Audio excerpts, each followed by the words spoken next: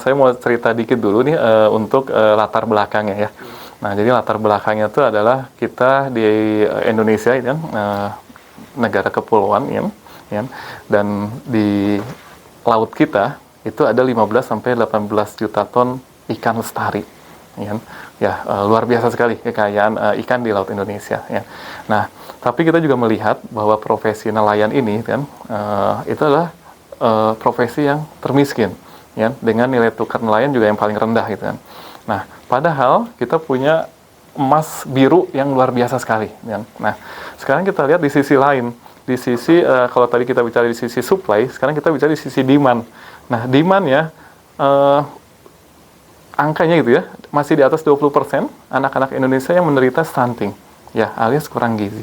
Nah, kita punya masalah triple burden malnutrition di Indonesia, ya. Jadi selain tadi stunting, ada juga wasting, ya, kurus itu malnutrisi, sama satu lagi obesitas. Nah, obesitas ini menarik. Obesitasnya adalah bukan kelebihan protein, tapi kelebihan karbo, ya. Ya, tapi proteinnya tetap kurang juga itu. Nah, ini yang menyedihkan, dan data di kami diberikan protein itu kita punya yang namanya protein meter, ya, untuk mengasesmen kecukupan protein buat per individu.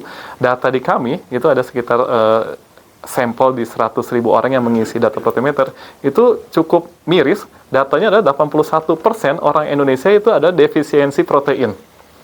Nah, jadi di satu sisi kita punya ikan yang melimpah, sumber protein ya, yang terbaik ya dari ikan, dan tapi di sisi lain kita punya warga atau masyarakat yang kekurangan protein. Nah, jadi kami itu masuk di tengah-tengah melalui ada technological approach. Jadi kita masuk melalui pendekatan teknologi. Jadi kita hanya memberikan sentuhan teknologi aja. Ini dari ikan yang melimpah, bagaimana caranya bisa terdeliver menjadi sebuah produk yang sesuai dengan market yang membutuhkannya, seperti itu, ya.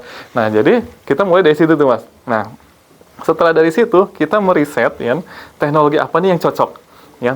Teknologinya jelas satu, kita pengen teknologinya juga yang sustain, ya, teknologinya yang tidak ada bahan kimianya, ya. Nah, teknologinya yang ternyata nanti targetnya setelah diduplikasi itu orang dengan mudah juga bisa melakukannya juga itu. Nah, akhirnya kita meriset gitu dari tahun 2017 ya, bersama peneliti dari Kementerian Kelautan Perikanan ya, 2017 itu kita menentukan bahwa oke, kita akan melakukan penerapan teknologi itu menggunakan enzim. Ya, enzimatis untuk memecah, ya, bahasa sainsnya adalah hidrolisis, ya, memecah protein yang rantainya panjang itu menjadi rantai pendek yang kita sebut adalah asam amino, ya, asam amino dalam bentuk peptide. Nah, peptide ini adalah bisa single peptide, dipeptide atau polypeptide. Nah, ini yang arahnya ke sana. Kenapa arah kita ke asam amino yang terhidrolisat? Adalah targetnya adalah supaya bisa diserap secara maksimal oleh tubuh, ya, jadi daya absorpsinya tinggi. Nah, itu target utamanya dibandingkan dalam bentuk masih protein kasar, ya. Nah, jadi kita mengejarnya adalah asam amino yang mudah diserap oleh tubuh, ya.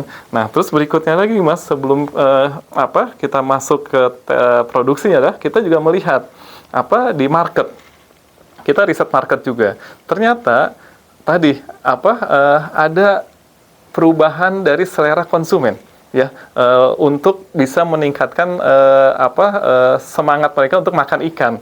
Ya, sekarang kebayang kalau misalnya ibu-ibu pekerja gitu ya, yang mau berangkat ke kantor harus nyiapin makanan, masakan gitu ya, tapi bentuk ikannya masih utuh, ada kepala sama ekor gitu, itu pasti take time, ya, dan itu juga pasti ribet, ya, berantakan lah ya, kalau masak ikan kan nggak rapi gitu, maksudnya berantakan segala macam. Nah, terus mereka juga pengen yang praktis.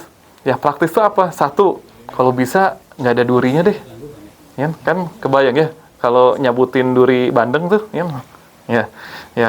Terus yang kedua, mereka minta nggak bau amis, ya, karena mungkin banyak sekarang anak-anak kita ya yang masih pada sekolah itu nggak suka ikan karena tadi ada bau amis dan ada durinya, jadi orang malas makan ikan itu.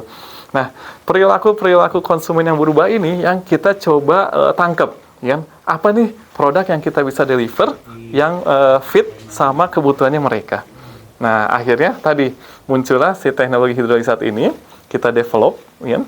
Nah, berikutnya kita nggak berhenti hanya mendevelop dari teknologi prosesnya aja, tapi kita juga sampai mendevelop dari desain proses mesin. Ya, jadi mulai dari desain proses mesin, proses engineering mesin, bahkan sampai fabrikasi mesin kita bikin sendiri. Ya. Nah, ini yang menarik. Kenapa? Ketika kita bisa menguasai teknologinya ini, dengan tadi sumber bahan baku yang melimpah dan demand yang besar, nah kita punya semangat untuk kemandirian protein nasional. Ya. Nah, ini semangat kita. Jadi kita harus bisa kemandirian protein. Jadi kita jangan lagi tergantung sama impor-impor yang sepertinya, kalau anak muda sekarang bilangnya jalan ninja ya. Karena pusing-pusing jalan ninjanya udah impor gitu ya. Nah, enggak. Kita punya sumber protein terbaik, Indonesia, ya. Kita punya teknologi yang kita develop sendiri di anak bangsa, inovasi anak bangsa, dan kita punya market sendiri juga, ya. Tadi, ya, besar sekali market yang 81% orang Indonesia kekurangan protein.